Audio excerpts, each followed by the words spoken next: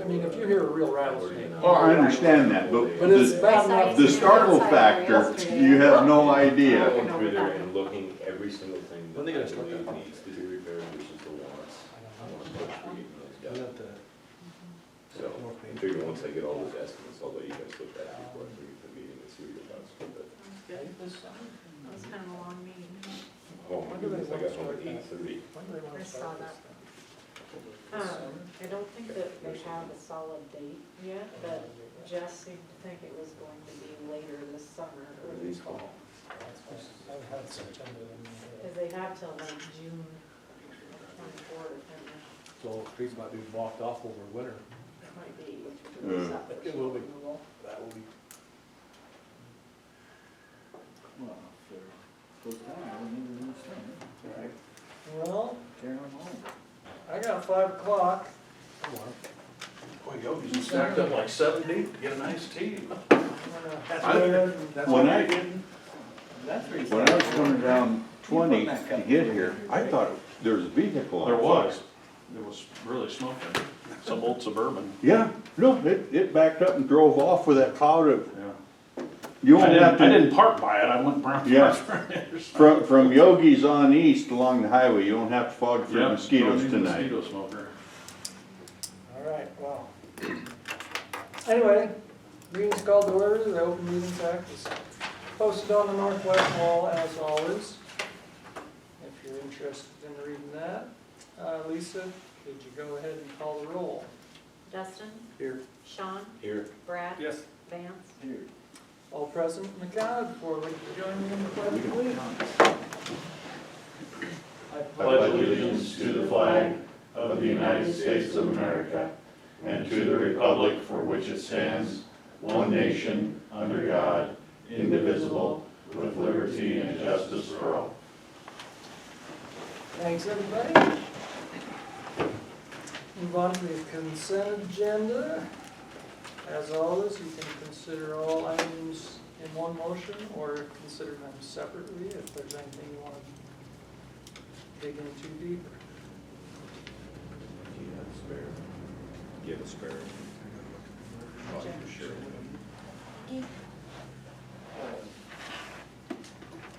I did. I might have, you might have. You might have, it's been a long I'll make a day. motion to approve the consent agenda. Second. Motion and a second, any discussion? Go ahead and call the roll. Sean, Yes. Brad, Yes. Vance, Yes. Dustin. Motion carried unanimously.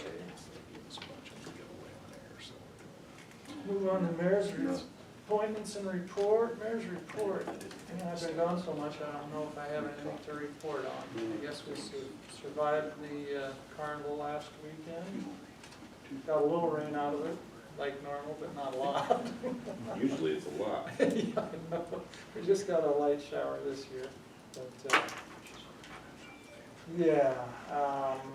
Gonna meet with the park board next week. There's several things going on out at the park. Try to get those all sorted out, or at least start through that process, but, other than that, I don't have much to report, so. If nobody has any questions, we'll go on to the appointments. And we do have some of those this week. These are all with the interlocal Sandhills Care Center Board of Directors. We have one joint appointment, the county and the city appoint one position together. And I am recommending Bruce Papstein take that spot, which was, that's been Phil Fuchs in the past. That's Phil's spot, and Phil has, he told us a long time ago that June was gonna be the end of his, that's the end of his term, and he was not gonna take another one, so it's not a surprise. We've talked to Bruce, and he's willing to fill that role. So, I think we should probably do these one at a time. I'll make a motion to the mayor's appointment of Bruce Papstein to the interlocal Sandhills Care Center Board of Directors. Second. Motion second, any discussion? Call roll. Brad, Yes. Vance, Yes. Dustin, Yes. Sean. Yes. All right, that's unanimous, so Bruce will fill that role. Dr. Mel Campbell's been the physician on that board for, I think, since the beginning, so I'm recommending we reappoint him to that position. I move to appoint Dr. Mel Campbell to the Ainsworth Brown County Interlocal doing business as Sand Hills Care Center Board of Directors for a 1-year term. I'll second. Motion and a second, any discussion? Call roll. Vance, Yes. Dustin, Yes. Sean, Yes. Brad. Yes. All right, and the final one is our city appointee. Initially, that was, I think it was supposed to be a city councilman at one time, but we ended up, somebody had gone off the council, but they continued him on as that appointment. With the one for Bruce? No, the city City council. It was City Liam council Maxwell that representative. took, right? It was Chuck Chuck Osborne. Osborne. Yeah, it's always been one city council member. When Chuck went off. Yeah, city but when Chuck council went off, he stayed. continued as the representative for a Oh. few years. Gotcha. And then We didn't have a council member for a while. Okay, gotcha. When he And so- resigned, Sean. Yeah, we got back to that with Sean, and Sean's been doing a great job, so I recommend, unless one of you guys wants to arm wrestle him for it, I recommend that we, They'd probably win today. that we reappoint Sean to the board. I move to reappoint Sean Furno to the Ainsworth Brown County Interlocal doing business as Sand Hills Care Center Board of Directors for a 1-year term. Second. Motion and second, any discussion? Call roll. Dustin, Yes. Sean, Abstain. Brad, Yes. Vance. Yes.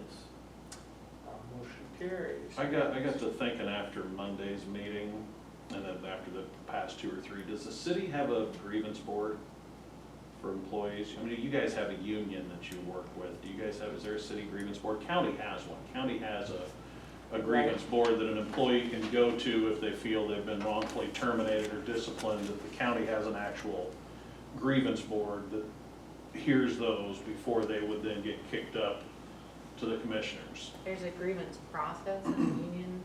But it's through union with the through the city, union. and I've it's not actually an been actual, Looking into that. because the county's got one. Right, I've actually been looking into that for the Care Center Board, and when I can put something together, I wanna bring to these guys, see what their thoughts are on it, but with all of the constant bickering going on out there, and, obviously, one boss doesn't like one employee, whether they're good or not, and they fire, and I think that we need to kind of maybe establish something like that that's different than the board. I got to thinking, because as a board having to sit and be the intermediary. And all we for do is all of hear that, hearsay. Yeah. If having a grievance board, that like the county does, I can think of one situation in the last 2 years where there was an employee got terminated in one of the offices and filed a grievance with the county grievance board. County grievance board kind of said, yeah, that was a wrongful termination. I don't know what happened to it from there. I don't believe the employee went back to work, but What is your guys' thoughts on something like that? Would that be something that'd be easy to put together? I can see what Greg was going through, is if the city did it, the county has the city, but like I say, we have the. I just meant for the, not for the, I just meant for the care center entity to Yeah, have something I set think up. it should be It maybe could- looked into. I could be wrong, but I sat in on the meeting when they, and it seemed like from my observation, isn't that kind of what the board's trying to do with the consultant? Is to have him come in and see if you have good policies and if the policies are being followed? And I We mean, if the do. policies are found to be being followed, then maybe that's nil. We do, but he's $1,600 a day, and we don't wanna call him every single time that Oh, we that's have per a day. disgruntled I per thought day. that was Oh, it's a just, one-time. And it's motel reimbursement. And and it's, if they go, I don't know if he's just coming to I talk thought to maybe the that was current, like or for if he's the going whole- back and looking at other personnel files of people who've been let go, I don't know. He's gonna what's- go in there and try to crack what the problem is, but like I said, we can't afford to use him as every single time, because out there, it's a daily deal. I mean, I get calls every day for this don't employee, we can't really swing $1,600. So like on a grievance, you probably have somebody off the board maybe a couple employees, and then, is that how, I don't think you'd wanna have any employees on there. Be a Right now, neutral. it seems like, isn't that what the county has? Is it- It's different officials, it's, I think it's No. within the county for the most part. I was actually involved with one of their deals, and they have 10 or some number A pool of of city, of residents, county Oh, residents okay. that have agreed to serve on board. Okay. When they have a grievance filed, the two parties will select them out of that. from that pool. You may have Ask some those conflicts. people if they're willing to do it, and then, then they provide the information, the board, or that group makes a recommendation back to the county. That, it needs some tweaking, but I mean, you could use that framework, but there's a few loose ends in there that need to be tightened up, but it wouldn't be hard to follow something like I that. think we would want probably, whether it be 3 or 4 people, that had nothing to do with Yeah. maybe the city and the county or the nursing home, that just had 100% open minds. And basically just makes a recommendation to the board, like, hey, this one, yes, definitely procedures, whatever it is, but Right. just so that it's not spilling into public meetings every time we have a care center board meeting, and then you guys are in, as volunteers, are in another 2.5 hours, or 3.5 however long it is, last yeah, I don't know two. however long it was after. Yeah, 3.5 hours the last 2 times. I don't have a problem doing it, but it's like when, it's constantly just he said, she said about me to somebody that's not I'm kind of biased because I'm 100% for the place. So I think you'd want a board that's strictly not tied to any other entity. And that can review, that actually knows Right. those procedures. Are you volunteering? No, absolutely. 100% no, I don't have any patience for it. Yeah, that, after going through that process, the procedures is the key, because it comes down to, they both have their story, but you end up having to go back to the documentation, the personnel files, and so in some ways it becomes an extra step. If you're doing your job as an administrator and an employee, that's already gonna be taken care of. So it could be done, but you probably wanna start with the policies and procedures. Right, Make that's sure why I they're thought it being might be followed. good timing, because he's coming, I believe, when Dr. Campbell called me, I believe it's next week, and I believe he's gonna be here 3 days. Wow. I was more thinking along the lines of, you have a fairly decent meeting you can report on with being able to pay off a line of credit and some good things happen, a number of residents increasing, and you couple that with all of a sudden at the end, it just devolves into nastiness, and, we're in a public meeting, we're gonna report that. And all the things that, hey, we were in the positive direction on that just get wiped away, and now now there's drama out there. And if you can avoid that spilling into your public meetings all the time by having something separate that some of that stuff can get hashed out one way or the other, I think it would benefit your entity as a whole. And with, like I said, once this guy comes in and does his 3-day evaluation of the policies and how he thinks things are working, that might be the appropriate time to develop a board, because he can have it set as what these policies, how they need to be enforced, whether they're being done or not, right? And that can start that board right off with a clean slate of what needs to be happening. Just a suggestion. Yeah. Just trying to keep it from what's happened the last few meetings in public meetings. Plus it looks bad on the care center, bad Yeah. for business. It does. I mean, I think it can still, somewhat still needs to be somewhat public, because that is Sure. the public. Well, concern of anything that you taxpayers. guys are gonna have to make. Let them decisions. sort out the Mhm. fighting. Yeah, I mean, personnel stuff really is private. It shouldn't have to come to a public meeting. I In my agree. opinion. But In these, they evidently don't care because they all show up. I don't see any employees we got a couple here tonight, but I don't think we're I gonna. don't think we have an agreement. Good knock on wood, you don't wanna be the next one in line. It's, one board always has some kind of drama, it seems, so you guys had it with law enforcement, now you pawn it off to them. I'm not saying I won't have it, I'm just saying it doesn't look like it's tonight. School hadn't had any for a while, so Well, it's summertime. they can be next. Give them off. All right, anything else on that, or, thanks, we'll, yeah, got that board up. And next month, I probably will have several other appointments to get caught up on, but we're good for tonight. Next on the agenda is item 4, public hearings, so I guess we will open public hearing at 5:15 for the So am I. the blight study. I guess I'm not sure the proper language to say, but we, It's two different public hearings, so, yeah, open that first one for the blight study, and then we can do the next one next. all right, so consider that public hearing now open for the blight study, and we have a presentation or Hi. information. Yes, my name is Bobby Pettit, and I'm a land use planner. I own 5 Rural Planning. It's a planning consulting firm in Kearney. We just do planning, we just do land use planning. I grew up in Myrna, Nebraska, and we only work with communities 5,000 and below. We do a lot of these blight and substandard studies. I'm a big believer in declaring all of incorporated greater Nebraska as blight and substandard, actually. So I feel like we've got a good system for doing this. I don't know, Lisa, the level of detail that the council would like. I went through it page by page with the planning commission at 4 o'clock, and they recommended that you approve the area's blight substandard. So I'm just gonna give you a couple of cliff notes. I find this stuff to be very interesting, but throughout the years, it's job security for me. Not everybody else finds it as interesting. So this is the area, though, you would have got it in your packets.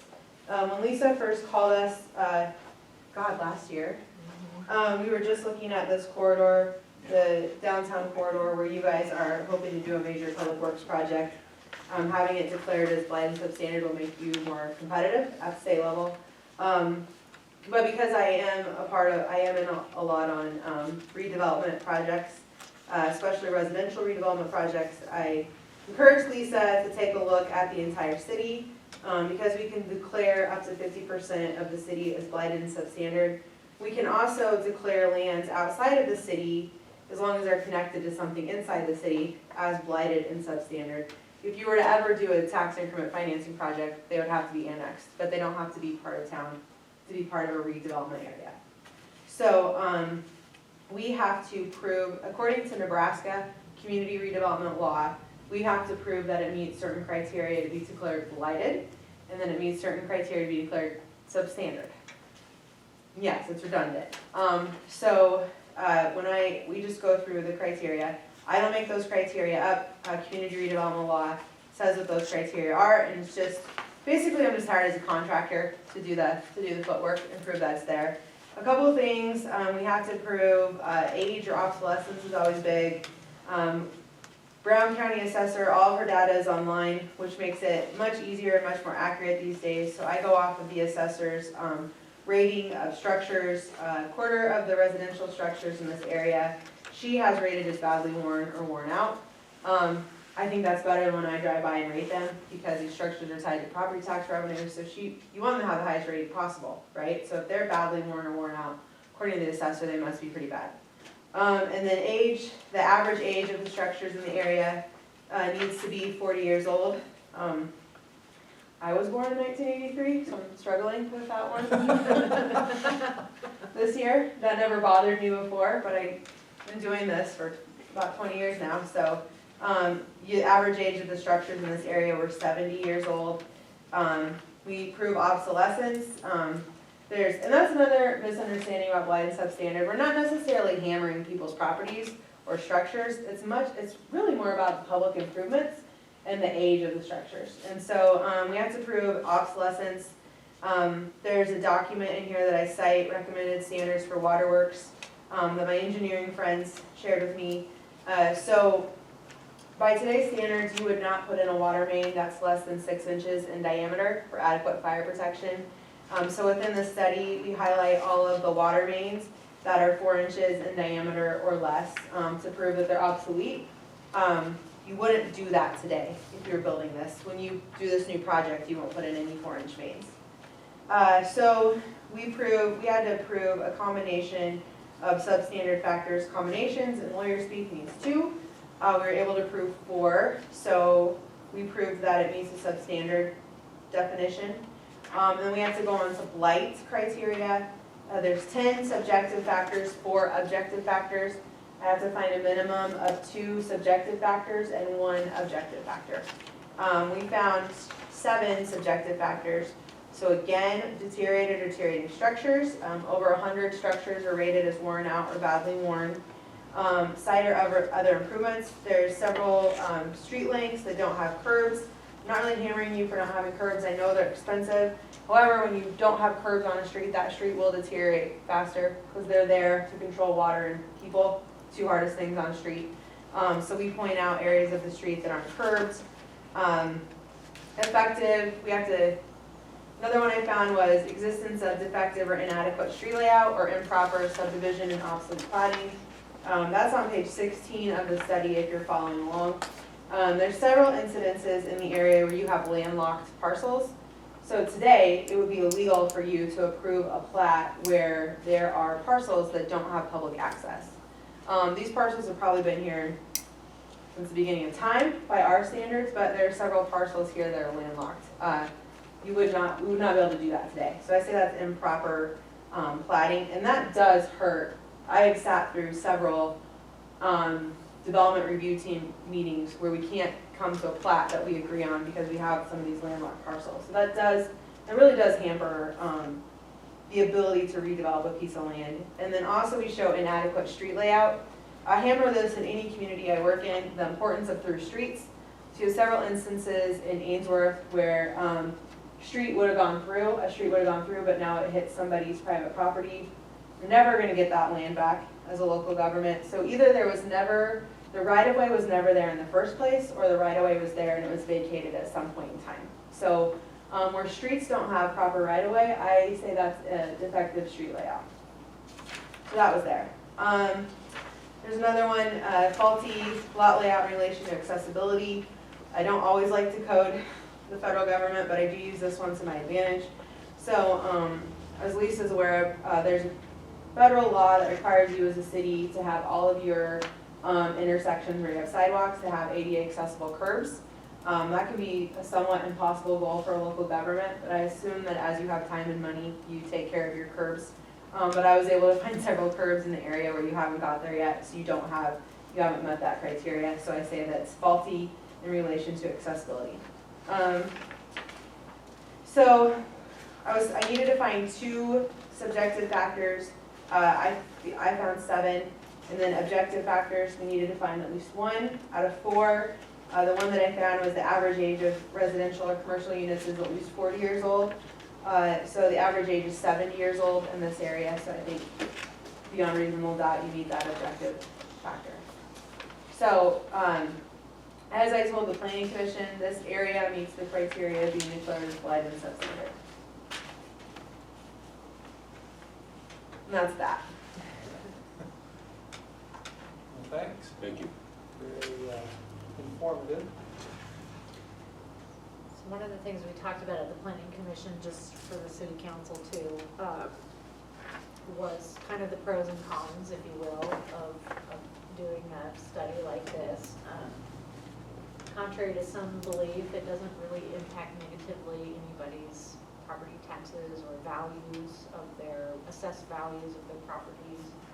So by approving the blight study, we're not harming any of the residents in the area by doing so. You touched on earlier about it affected the TIFing the project. Well, in order to utilize tax increment financing, the property has to be in a blighted and substandard area. Correct. That's a state statute Right. requires that.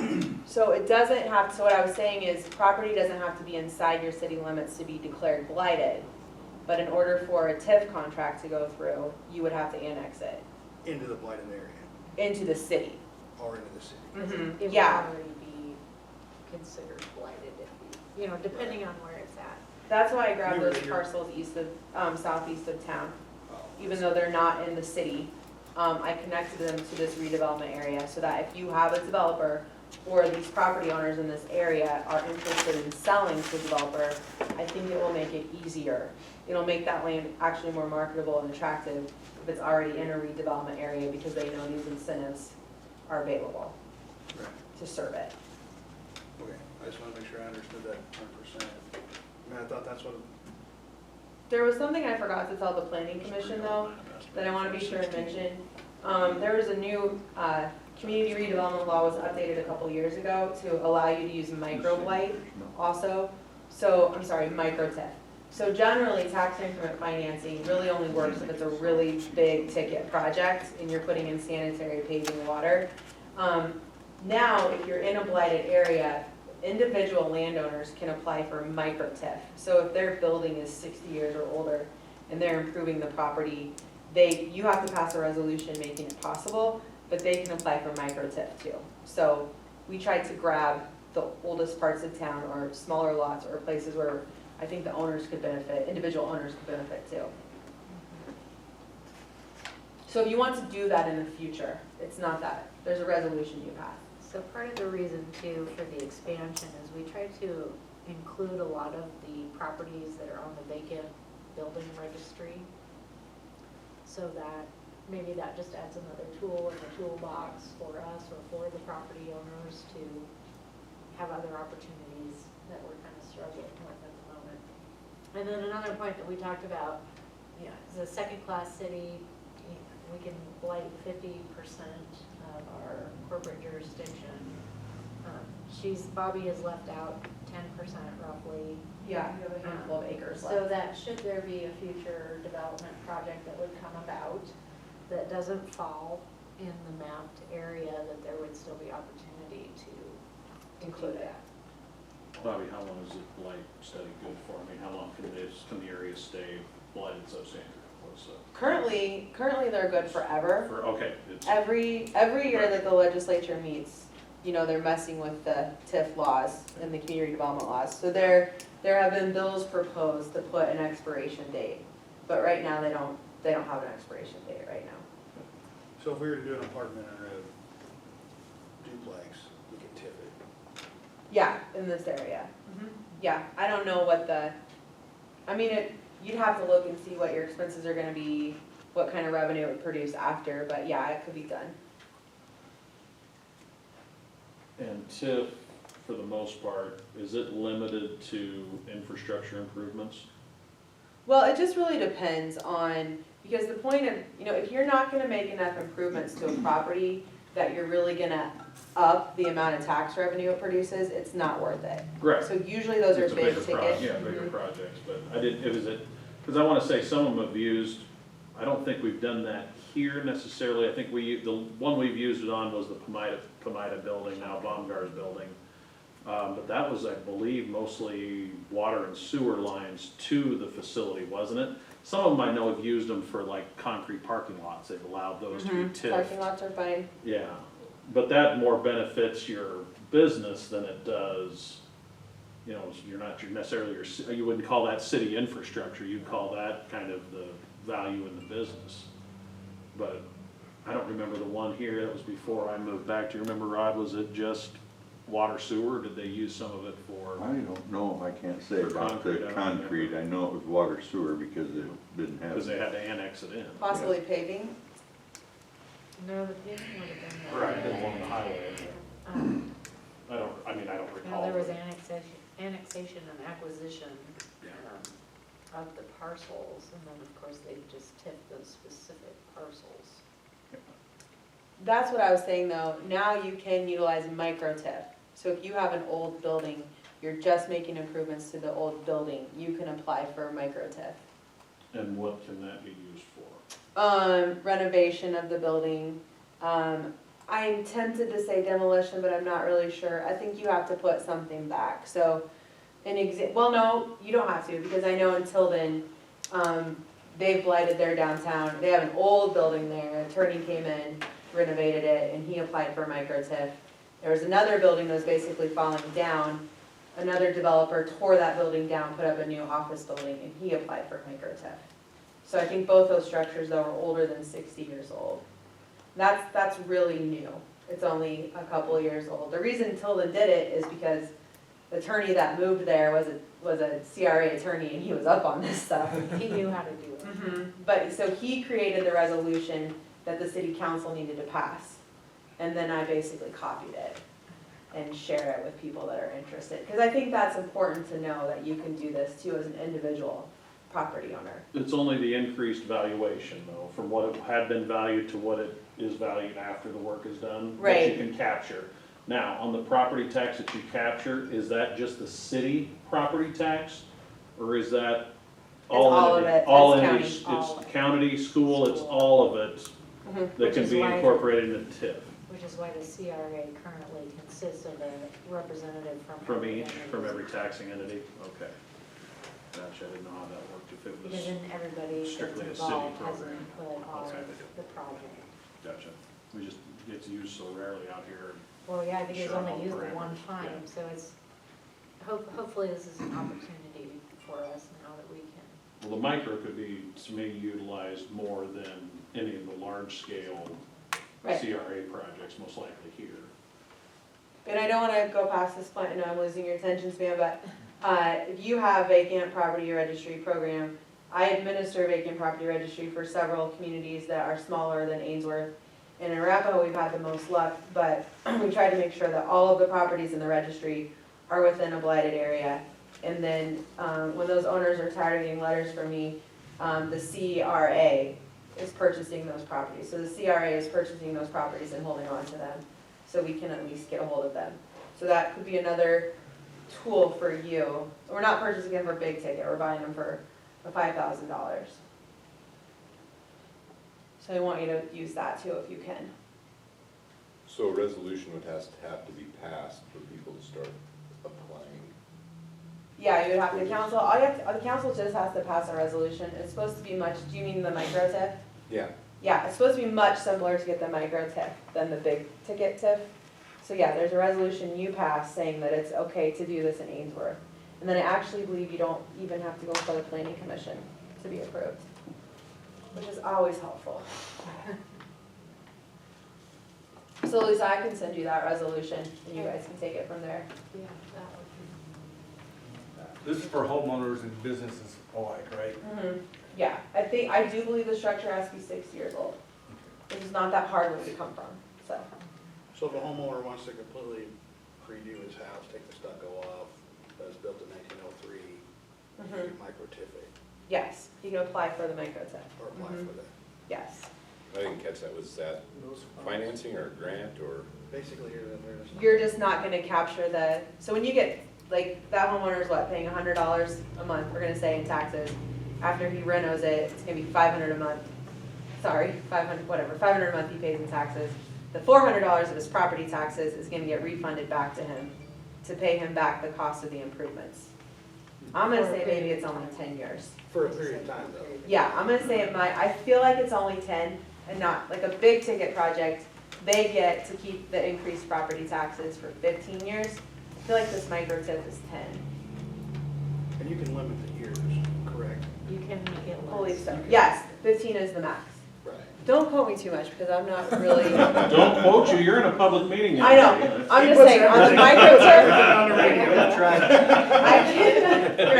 I can do the flight study stuff in my sleep, but the micro TIF is very new, so I would strongly encourage you to read the statutes. But I do know it's being done. For a period of time. Thank you.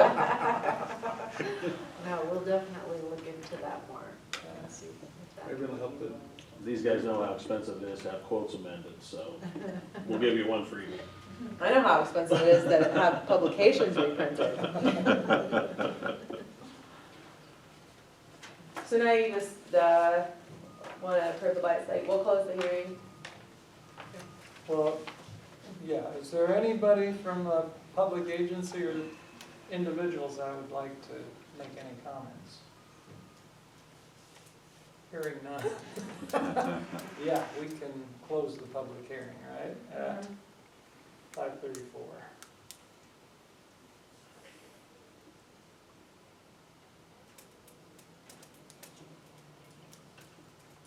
And at this point then, we need to have a motion to accept the blight study, is that what we're looking for? Or- I'm gonna say, yeah, declare the area as blighted and substandard.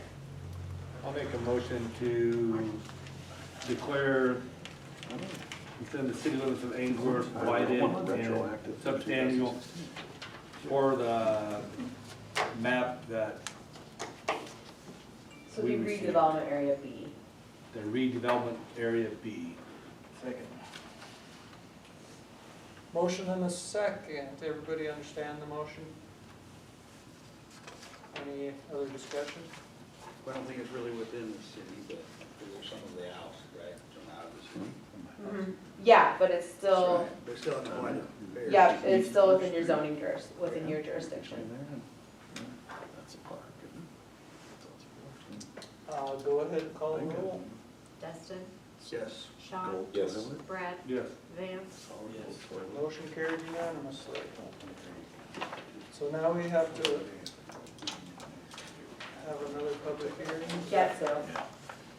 So we're opening the public hearing to consider recommendations to approve a general redevelopment plan for proposed redevelopment area B, an area within the city of Ainsworth. So I wouldn't say that this general redevelopment plan is required, but I have done this, there's been enough TIF attorneys that when I've done a blight study, they wanted this general redevelopment plan done at the same time. And I've decided it really is best practice to adopt a general redevelopment plan for an area as soon as you declare it blight and substandard. So these last couple pages that were in the document, this is the general redevelopment plan. You're not approving any specific projects inside of this plan. You're just approving a very generic plan to redevelop it.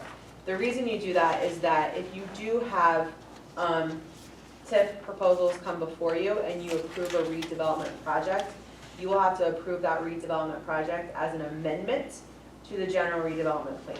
So it makes it smoother and quicker when you're trying to get a project done if the plan has already been produced to be amended. Otherwise, you have to produce the plan, and then you have to produce the project to amend the plan, and the plan has to be adopted at a public hearing. So I feel like we're already doing all of this stuff, we've already had these hearings, let's just have one more hearing right now while we're here, and approve this general redevelopment plan. So it has your existing land use map from your comprehensive plan, it has your future land use map from your comprehensive plan, and then I take it right out of community redevelopment law, what all the eligible activities are. All the redevelopment activities that you, well, your CRA can engage in an area that's been declared as blighted and substandard. And that does make mention of a redevelopment contract. The redevelopment contract is the TIF contract that is most commonly associated with this. So, You went through all this with the planning commission? yes, I went through a page by page with them. Make They're this very all sensitive and polite. retroactive to, make this all retroactive to 2016, please. if you would. Yeah, I'm good with that. I'd like 2,000, but they left me out of the blighted area. Your maps are a little old, they're pre-2016, so, This one? yeah. Well, South Main's got a big hole that isn't there anymore.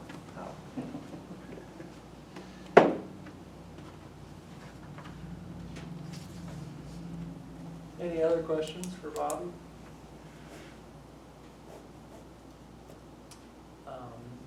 Anybody, any public agencies or individuals want to testify? I think we'll go ahead and we'll leave the public hearing open for a few minutes. I don't like to do them for 2 minutes. Fine. I know nobody else is coming, but we'll just leave it open and we'll come back and approve that Okay. after a little while. So, moving on to old business. I guess there's no old business, so we will head to item 6 on the regular agenda, or to the regular agenda. Discuss and consider approval of construction contracts for the North Main Street project with Myers Construction Inc. and Wilson. So, we've already awarded the bids, of course. Jess was here and went over all of that. So this is the final contract contract with Myers Construction so that once this is signed and approved, then they would have the green light to go ahead and start moving forward with the project. So the totals within the contract here match what was in the bid award. The rest of this is kind of just the legal jargon that was in the bid spec requirement in terms of the performance bonds and the other obligations of the contractor. Just shy of 215,000. Anybody have any questions about this? I guess it has been approved by Doug at Olson. That total project's like 2-something million, is that about right? Yeah. So it's about 10% engineering fees then, the 214K to Olson, is that fairly standard? It has been in our other projects. Okay. I know it seems like a lot. Yeah. My other question was, you know, they say not to exceed $20,000 for the staking services and that. And then they have this sheet that lists driving so many, you know, 65 cents a mile or 75 cents a mile or $95 a day or meals. Is that above and beyond this 20 grand? Or is that included in there? Where it says not to exceed? My understanding in talking with Jess is any alteration from the bid award would have to be approved through a change order. So if there was anything that they wanted to change above and beyond what's in this, would have to come through the council first. No, I understand that, but this is reimbursable expense schedule. Is that above and beyond the not to exceed $20,000 For each portion? for each portion? So, I mean, you're talking $214,000 and then you have all these reimbursable expenses. I don't know if they were included in that 214 or not. I guess I'm not 100% certain, other than I just know if it's above the bid award, it would have to come as a change order. So I suppose theoretically speaking, it could be denied by the city council, but Well, the bid award only went to Myers, right? Yeah. yeah. No, this is. This is Olson's. This is in Olson's thing here. Oh, I'm sorry. Yeah. Yeah, That portion, actually, I was gonna ask the city council to delay that today because CMed is still working in CDBG requirements into that. So that, I thought it was finalized the other day, but it's still in progress as of today. So that one will not be approved today. I'm just talking about Myers. Gotcha. Yeah. Scratch Olson out on the agenda one, okay. Does I believe your CDBG will cover engineering expenses as part of the overall project? That's one of the things that I have them double checking, Okay. is whether CDBG is going to pay for, and if it will pay, it's only gonna pay for the paving engineering costs. Because that's all that CDBG is paying for. The rest of it's being paid for by SRF and then city funds. But you got reimbursable on the water and sewer too? SRF. Oh, different, okay. And so the engineering costs will have to be broken out, which is one of the reasons why that's not ready. Because Olson did not Separate the break two of out them. the Okay. schedule. Okay. So, yeah, sorry for the confusion there. No, but eventually my question will still stand. If you're gonna give them 20 grand, up to 20 grand to perform staking services and that type of thing, then you also have to pay a mileage and per diem and Well, it looks like motel it- rooms on top. It looks like the bid says includes 3 round trips to the job site and, so I think 10 hours a week, 23-hour, I mean, some of that looks like it's included in each line item.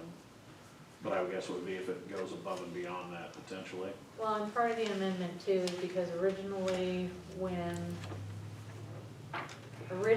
we first approved engineering contract with Olson to do the design build I guess we didn't 100% know at that point in time that we were going to receive the SRF. Since we have, of course, that requires Davis-Bacon. CNED will only do Davis-Bacon on CDBG, so they're only doing Davis-Bacon on the paving. So I asked Olson's, since they're having an on-site project manager anyway, would they do Davis-Bacon on SRF? So that's part of the construction amendment as well, Okay. is breaking out, an SRF theoretically speaking will help with some of those costs. So Olson just doesn't quite have that narrowed down yet. That's your biggest line item, it looks like, too, on it, so. So yeah, that particular contract needs to be tabled until probably next month. Is that the and Olson part of it? That's the Olson, yeah. So we're scratching that, right? So That's not today part of we just need to it. We're just considering the Myers consider the construction. Myers, yeah.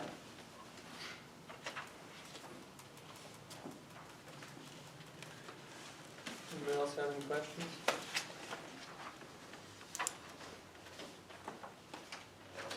Guess I'd consider a motion. Just need a motion to authorize you to sign that contract, is that what we're looking for? The Yeah, Myers contract? if you approve the contract, then I think that means I can sign it. Mhm. Okay. I would move that we approve the construction contract for the North Main Street project with Myers Construction. Second. Motion and a second, any other discussion? Go ahead and call a roll. Sean, Yes. Brad, Yes. Vance, Yes. Dustin, Yes. Motion carried unanimously. Prior to the meeting, you were discussing when it might start. August, September projected. yeah, late summer. Late summer. Fall probably is what it's looking like. And finishing up in the spring. June, they have until June. Okay. I was hoping to be done before winter. Yep. Yeah, Sure could be.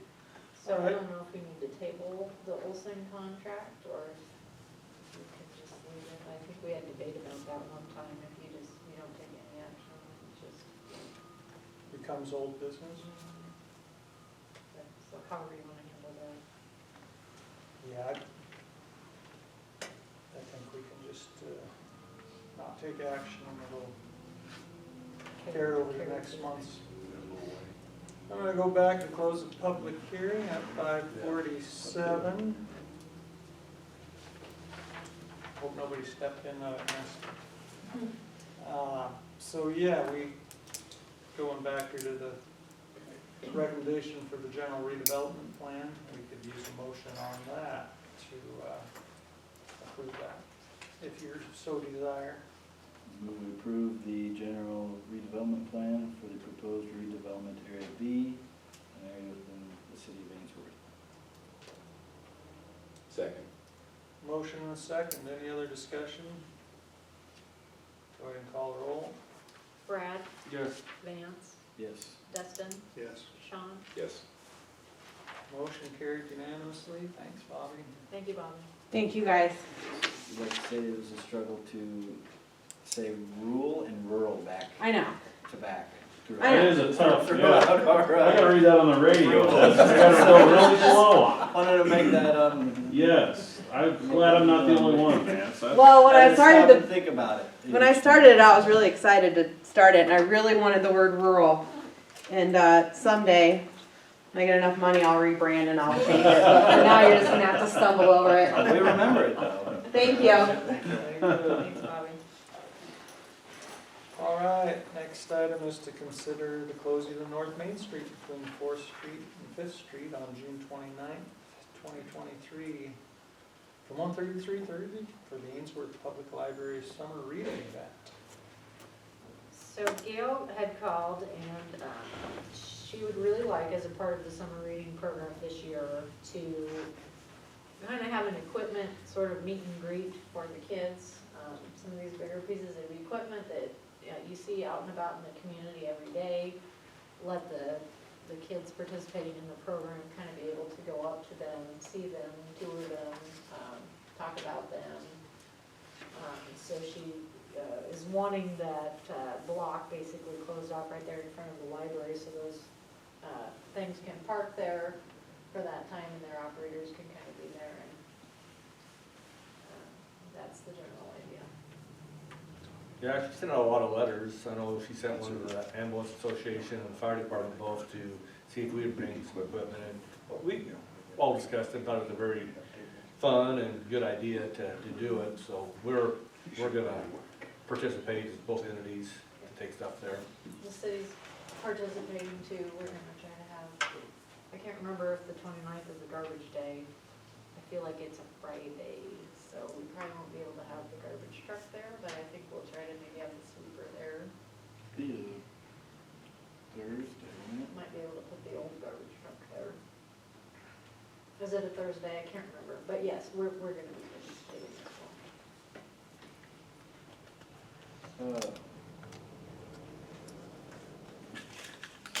Move to approve the closing of North Main Street between 4th Street and 5th Street on June 29th, 2023, from 1:30 PM to 3:30 PM for the Ainsworth Public Library Summer Reading Event. Second. Oh, it's my- You can have it. Tie. I had the last one, so I was Brad's. Motion and a second.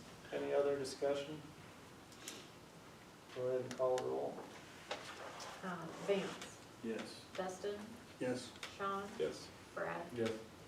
Motion carried unanimously. And if for some reason there's a fluke incident to where Myers gets here sooner and gets started, the backup plan, I think, is to maybe do it up here in the north parking lot, so. Let's hope we have that problem. Yeah, I do too. That'd be nice. Yeah. Always good to have a backup plan. Next item, discuss and consider a request from the Brown County Historical Society to waive City of Ainsworth utility bills for the Coleman House Museum. The Historical Society, has been to a couple of meetings, different representatives. They're, I think, still kind of tossing around ideas about, what their opportunities are for different things. I believe they've been here to a meeting and informed you guys that they have an opportunity, maybe someone has offered to purchase the ground that the Coleman House is sitting on. That's right over here, right? The Coleman House is the White House, pretty corner over here. Of course, the Historical Society also owns the Dixon House, which is the gray block house on the corner here along Highway 20.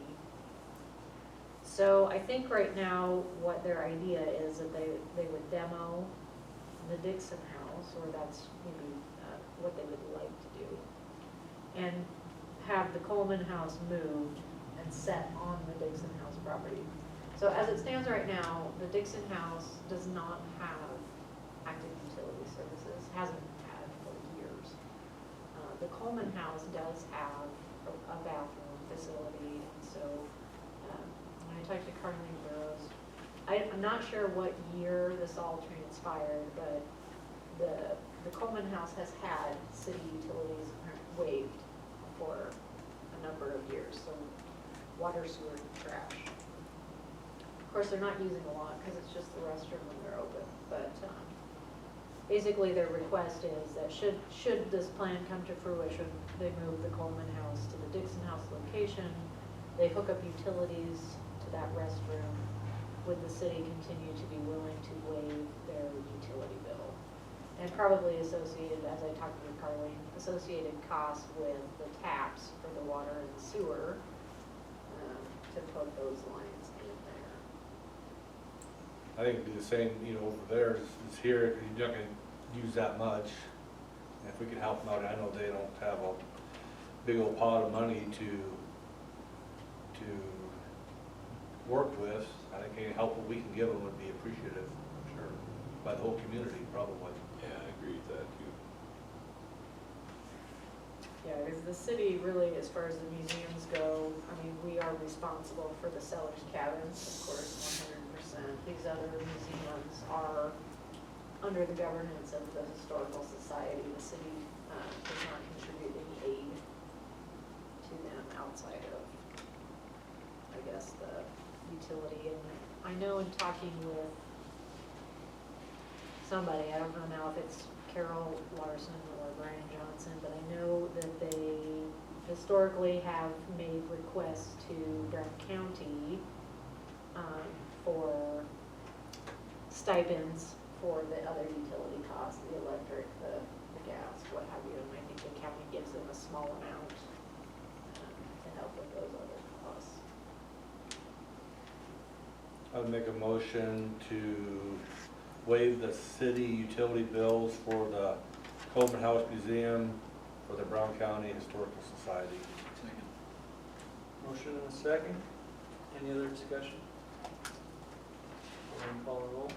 Dustin? Yes. Sean? Yes. Brad? Yes. Yes. So Motion carried unanimously. previously, they had been waived, but currently they are paying their fees? No, it's just No, where it's they're gonna moving change. lots. Okay, yeah, so this takes effect if they move? If they, Yeah. Okay, that's what I thought. yeah. There's a lot of ifs, you know, in there, and, I know they're kind of hurting for funds, so these things are all dependent on their ability to Yeah. get other funds and make everything work, so. They just wanted a The little only difference assurance. would be the tapping into the new. Yeah, I think they're just trying to get set what may or may not be their costs. Micro tip. They want a little assurance. They're not in the deal. All right, next is to discuss the recommendation from the Ainsworth Betterment Committee. And there's one item that they have recommended that we approve the application from the Ainsworth Golf Course for $36,020 for golf course park improvements. I think if you saw the plans, it's some playground equipment. Yeah, so, Did the ABC committee recommend it? There's nothing marked. they did. Oh, okay. The original request was $36,220. ABC, it met in that presentation, the estimates that were given to them. There was some money that could be saved if the golf course did some of the work itself, you know, and maybe instead of using rubber mulch or chips or something, if they just use sand, some things like that. I think ABC also had some suggestions about the, like the edging or the bordering. And so Brian Delamont had gone back and talked with Crouch Recreation, and anyway, they came back, and so the final tally, based off of ABC's feedback and everything, is $36,020. So there is a little inconsistency from what the top page says there versus what ABC is. 36,020 was the total cost or the ABC portion? That is actually the total cost of the project. The golf course is not providing a match outside. 36,020 instead of 52,205. Correct. So, and that difference is, again, what the golf course could do itself and substituting some cheaper things. And this is all park stuff, this doesn't have anything to do with improvements on the building, right? This is- Correct. This, basically, as I understand it, and Brian's out of town, otherwise he would have been here today, but the existing wood structure that's out there, it's kind of like a little crow's nest And a merry-go-round, Yeah. or, I don't think I've ever seen that. Where does that Oh, yeah, say? it's right there to the southeast of the right by clubhouse. the Yeah. putting green kind of. you got the putting green, and then it's over to the east I of guess the I've never putting paid green. attention. I don't 4-year-old even that loves the know what merry-go-round. my kids grew up. like that. Yeah. This one. Yeah, So it's to remove that basically and replace it with what's pictured here. So no, it has nothing to do with yeah. the clubhouse. Brian made the comment to me, he said, I hope I didn't goof up the clubhouse deal because some of the families had been saying we'd like to see the playground equipment improved, and so he started this project, and now the clubhouse deal started after that. We're gonna have a really nice slide and everything, the front half of that building's gonna fall off Yeah. to the ground, it's like, Yeah, Does anyone know, is this going in the existing spot where the playground is, or? That was my understanding from the ABC meeting, is it was going right back where it was. Or I guess even I'm assuming that type of structure could be, if they get plans, say they do, there's been talk of rebuilding something, or if they want a different footprint for the building. It's far enough away though, I don't think they're going that big. It's probably movable within reason. So there's no other funds that are available they could use it? So the golf course, as I understand it, yeah, doesn't have any money to put forward, and I don't know that they had talked to any other organization to see if they would contribute toward it or not, so the full footprint would be coming from the ABC.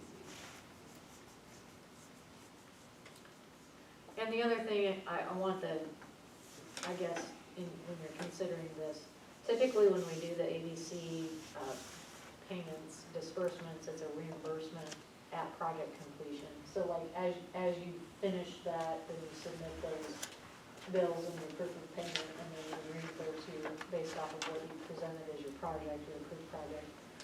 So in this contract, Crouch Recreation requires, since ABC is footing the whole bill, Crouch Recreation requires a 50% down payment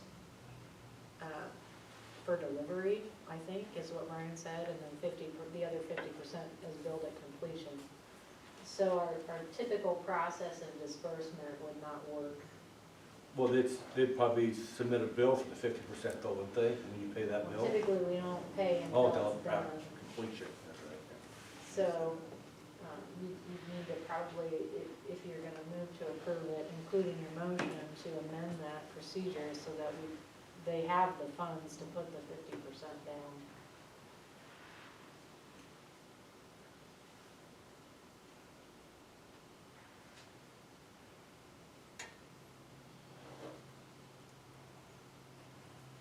Sometimes I hate doing stuff like that because the next one will say, well, you did it here, why can't you do it Yeah. here? I love the project, don't get me wrong, I love the project, but changing of the way we hand out money and stuff like that, you know, next year somebody's gonna come in and say, well, you did it for this, why can't you do it for me? And I hate going down that rabbit hole. What is the potential completion of this? Do we have any idea, Lisa? Trying to remember from the ABC meeting, I think it was gonna be done this fall. This fall? Okay. So you guys don't have to go down that rabbit hole. As a member of the Golf Association, I would put up the 50% funds, provided the city funds the whole project. So I put up the 18,000 to handle the 50% down, provided you guys approve it. You're reimbursed. And then, yeah, and then I could be reimbursed after, after The it's. golf course will reimburse you. Right, Yeah. I like Because that it- idea better. because the funds would then, Yeah. you know, go to the golf course, pay for it, whatever, that type of thing. Well, I mean, would we technically still, I mean, it'd be an improvement on our property, wouldn't it? So if, as far as going down a rabbit hole, that would be one difference. I understand that, but I see where Brad's coming from, because you do it for one person, you're gonna do it for another, you know, have to, that type of thing, We found that out in, a couple years ago, the facade stuff, and yeah. we're not gonna do that again. So I would make that offer. If you guys Appreciate that. Yeah. see this as a viable project for ABC funds and vote to approve it, I think it's a great project. I would put up the 50% and then be reimbursed at a later date. I really see kids playing on this than on those iPads. Yeah, I would I think I got one in front of me. move to approve the application from the Ainsworth Golf Course in the amount of $46,020 for golf course park improvements of the ABC funds. I'll second that. Motion and a second, any other discussion? Get people friendly, there's like 70 youth golfers out, hopefully. Yeah, there's a you know, bunch of them. And then they've had events out there with little kids running around playing, so hopefully it'll get utilized. 70, that's great. Tracks, get some people out there. I am a little concerned, like you said, about the building and Yeah. you spend. I would think the building would go more current footprint and east instead Well, I'm of just thinking farther. of the money side. Dollar sign. Yeah. Oh, yeah. But, motion and a second, any other discussion? Go ahead and call the roll. Brad, Yes. Vance, Yes. Dustin, Yes. Sean. Yes. Motion carried unanimously. Thanks, Rod. Now, if you hear the life flight come in tonight, you know Kathy didn't take it well when I tell her what I did. Just think, I did something for my grandkids. Yeah. Yeah, right. Put that Hey, statement first. Along those lines, Lisa, I guess I didn't realize that on the pond project. I mean, that's not fully being funded, but I had anticipated just providing invoices. Probably what, To the when it's city for complete the- though, like when that work is complete. Oh, yeah, Yeah. when the work is complete. Oh, it's not, it's just an upfront issue. Yeah, Okay, cause I was like, oh boy, I wasn't thinking I was gonna have to come up with 40 upfront and then get reimbursed, but I mean, yeah, no. so, okay. Yeah. Your advertising's going up. Talk to your buddy Rob. Yeah, I was just gonna say, hey, I got another one for you. I've only taken a beating once. No, the work has to be Okay, complete. right. And then- Charge entry. fee Because for the otherwise, who's contract. to say we wouldn't give Sure. you the money And and you we wouldn't spend do it the on work, yeah. something else. Okay, so that's, I was just, cause part of me started panicking, like, uh-oh, I didn't remember reading that when I Yeah. did the one for the pond, so. After she gets done beating me within an inch of my life, they can name this the Rod World Memorial. A little better than the Munhak Memorial, All right. Took me. on that one. Next item is to discuss and consider authorizing myself to sign documents and negotiate settlement terms with Bramer Contracting. And being as this is going to be, this involves legal action, I would recommend that we retire to executive session for discussion. Do you have your report, Lisa, before you do Sure. that? Maybe we'll just grab Yeah. that ahead of time. We can sort of do that. If you don't mind. And would you just text if you take action in public Yeah. session after that? I mean, I anticipate the action will be approval to do this, and that'll be it, but I can. Will that have a dollar figure announced with it publicly? I don't think so. No. I think that would be a poor way to negotiate. Cause that hasn't been offered on the other side, that's just you We are making gonna that. enter into mediation. Okay. Oh, okay. Gotcha. So from the hailstorm, as a lot of residents and businesses suffered with a bunch of damage, so did the city. We've got some damage to some roofing in some of our facilities, the pool, the concession stand out there, the flashing and fascia on the crow's nest at the Legion Field, the shingles here, the gutters. There's a broken window at the wastewater treatment plant. I got some calls from the golf course board and also the library board, but there's probably some damage to those roofs as well. So we did file a loss notice with WARM. The adjuster's been out here once already looking at some of those facilities and confirming that yes, the roof and the gutters here, yes, the pool, yes, the concession stand, so there's gonna be some repairs that are gonna have to be made. He is gonna have to come back, because at the time that he came here, I guess I wasn't aware that maybe the golf course had some trouble, so I've asked him to come back when he's in the area again and take a look at those things. So we'll keep moving through that process. I don't know that there's probably a lot we can do until we get the adjusters. How's that deductible work? Is that one lump sum or is that for each individual I'm facility? kind of waiting to see what the adjuster comes back with, because I'm thinking it should be one deductible for the whole thing, but I'll have that conversation with him when we know more, kind of what the adjuster is gonna say. Continue to work on Highway 7 stuff, working with CNED now on downtown revitalization application funds. You know, this was kind of part of that, so we just kind of keep moving through the process and trying to gather information and things to help with that. The pool is open, of course, now. We don't have the boiler yet, and it is not installed yet. But it doesn't seem to be delaying kids from coming out, which is good. And luckily, we've had some warm weather, which is helpful. But we did have a couple of startup issues. I think a lot of those issues are, for the most part, under wraps now. But the leakage at the pool just continues to be an ongoing, it has for years. I mean, the 8 years that I've been here, it's always an issue, but, you know, we spend $40,000 every 3 or 4 years to crack seal, repaint, because every year the leakage is worse and worse and worse. And then you crack seal and paint, it's not so bad for a year, and then 2, 3, 4 years, it's terrible. And, but we don't really have completely pinpointed whether it's an issue with the tub, whether it's an issue with the skimmers, whether it's an issue with the delivery lines, and so, I don't know, it would just be nice to try to pinpoint more what, maybe it's a combination of all of the above at the age of the pool, that wouldn't surprise me, but, so basically, at the end of the day, I've talked with Miller and Associates, our engineers at the pool, they have some ideas about doing some testing, some pressure testing of the lines, some various other water level type tests that we can do. And so we're gonna try to do that in August, before we drain the pool, and maybe get a better idea if the issue is in the lines, or if it's the tub, or what, so. I guess to be continued. How about the pool heater? How's that? The what? Pool heater. Pool heater? It's not here yet.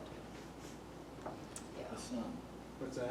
Yeah, It comes up I still every can't day. get that. Comes You see up a ton of kids swimming in Long Pine Creek, but they have to have a heated pool here. I know. And that water at the creek is 10 degrees colder than this is on this coldest day. I don't know if you're in the creek for an hour or two at a time, Yeah, I was probably. gonna say. I would- When you're sitting on your little floaty. The heater will be good for next year. I think, What's that? The heater will be good for next year. I think our information is now the 19th. We should have it hopefully. So I think before we were thinking it was gonna be what, the 5th or the 9th or something, so.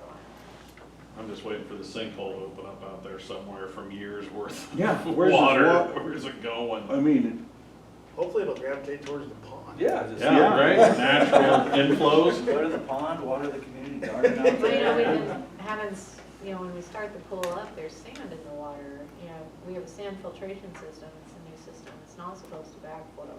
So it's been a frustration ever since we've, you know, done this. Why is there sand in the pool that, you know, if you have a cloudiness issue, you can't be open, you have to be able to see the drain. And anyway, so now there's the school of thought here that, well, if there's a crack in the delivery line, maybe there's sand settling in the delivery line. So it's not actually in the filtration system, it's through the delivery system. So I don't know. It just, it would sure solve some frustrations, at least if we could isolate to our own knowledge. Well, I thought you were gonna say, to solve some frustration, we just build a damn new pool. Well, that too, Wasn't that but like 6.1 Maybe million? we'll. if Well, they you're just saying, come you're, the back with- ABC's putting 200,000 a year toward it, and the price of the pool's going up 300,000 a year every time.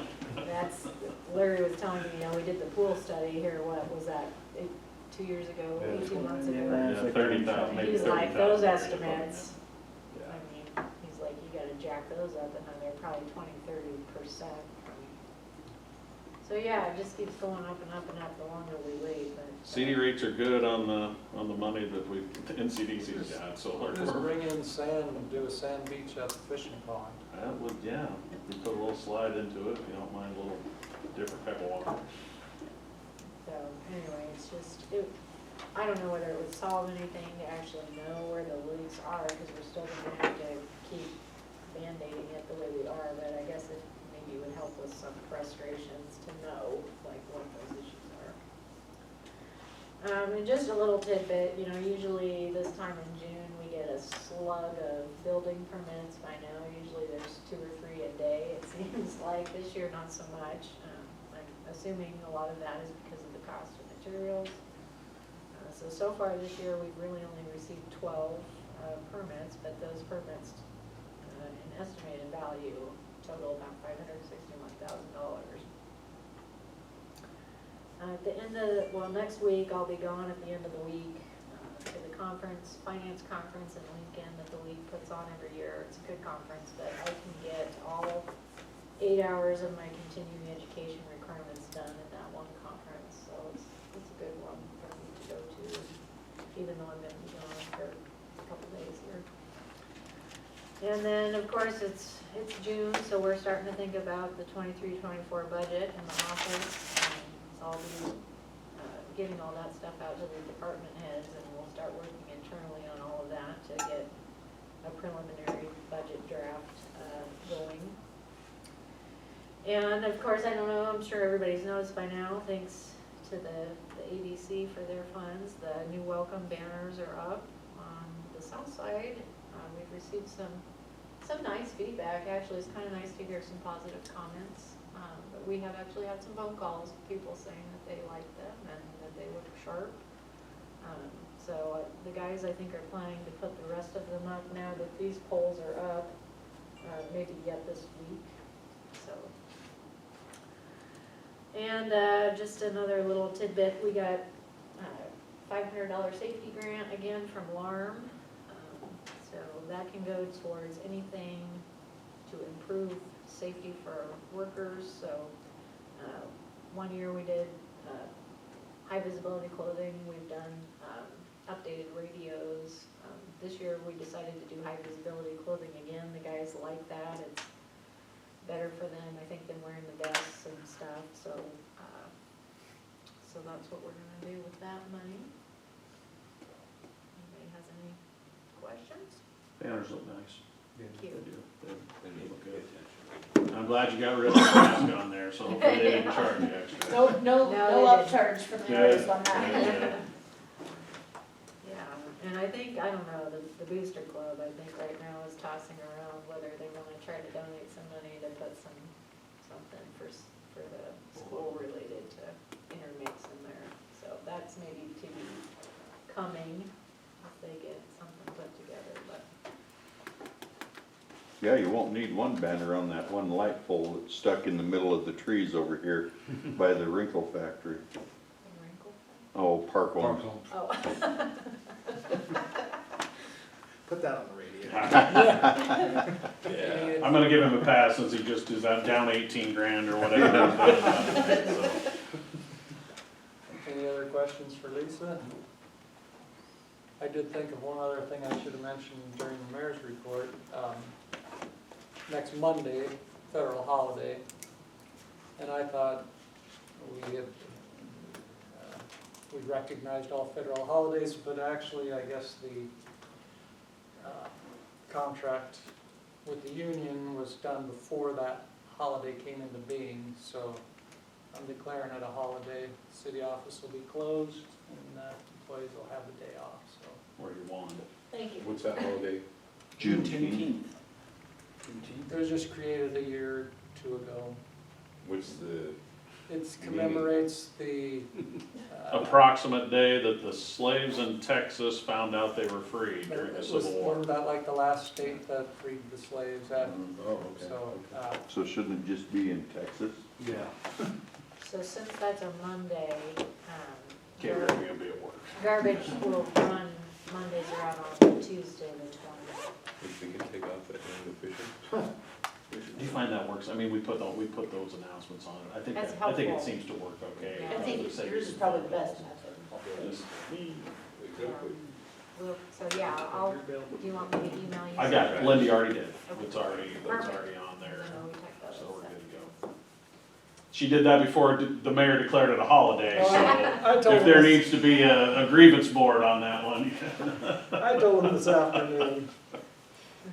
But, yeah. Well, that's everything except the item on, discussing the, settlement terms, so. I'll make a motion to go into executive session to discuss, negotiation settlement with, Bramer Contracting. Motion and a second. Well, why don't you just shoot a text on whatever the action. Okay. Shooting.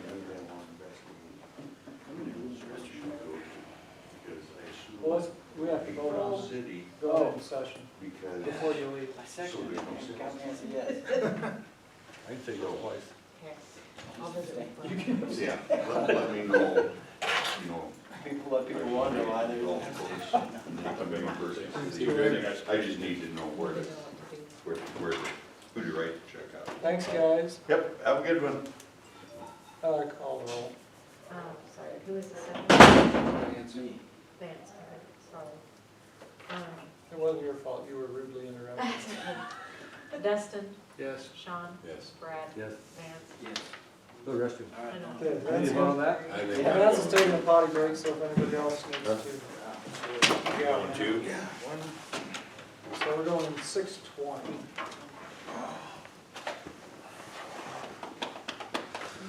And we did hit Yeah. 5:30. See, no, 5:30 keep me going. Yeah, what did us in? I knew.